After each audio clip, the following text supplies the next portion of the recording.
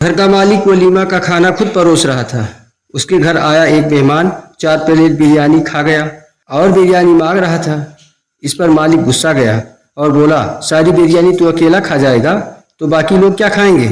इस पर मेहमान बोला, मुर्गी की बिरयानी खिलाने में तुझे अपनी याद आने लगी। कल बेटे के बारात में समधी से तूने चिकन फ्राई, बकरे का गोश्त, सीख कबाब, कबाब टिक्की, चिकन रोल, सूखा गोश्त, शोरबा वाला गोश्त, 2 प्याजा, 10 प्रकार के गोश्त आइटम की मांग की थी।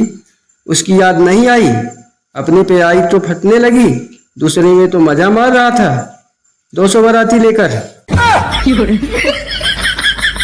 एक आदमी बड़ा हिसाबी और होशियार अपने आप को समझता था, क्योंकि वह धनी था।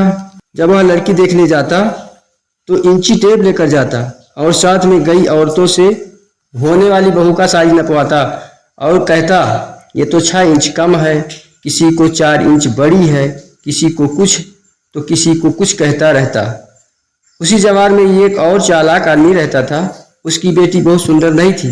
उसने अपना जाल बुना। उसने अपनी लड़की को ब्यूटी पार्लर में भेजकर अच्छा सा मेकअप करवा दी और उसके माप के अनुसार अपनी बेटी के पैर में जुगाड़ लगाकर उसके साइज के हिसाब से कर दिया। पहले से लड़की और उसकी माँ को मेहमान खाने में बिठा दिया। पड़ोसियों की औरतों को मेजबानी करवाने के लिए तैयार रखा। जब इंची टेप के साथ लड़की देखने लड़के वाले आए तो लड़की जहाँ बैठी थी उसी स्थान पर खड़ी होकर साइज नपवा ली और वहीं पर दोबारा बैठ गई। साइज फिट निकला। शादी पक्की हो गई। शादी के बाद जब दुल्हन घर आई तो उसने अपना जलवा दिखाना शुरू किया। कोई दिन ऐसा ना गुजरता कि उसके घर झगड़ा ना होता। एक दिन तो इतना झगड़ा हुआ कि मायके वालों को भी आना पड़ा। पंचायत बैठी। सभी अपनी अपनी बातें रख रहे थे। सभी की बातों को सुनकर पंचायत का मुखिया बोला, इसमें किसी की कोई गलती नहीं है, सारी गलती ससुर की है। जब इसने बाहरी रंग रूप कद काठी देखकर बहू पसंद किया है तो वैसी तो वह है, चाल चलन, आचार विचार, शिष्टाचार वाली इसे नापसंद थी तो छटपटाता क्यों है। चख मजा अपने किए का।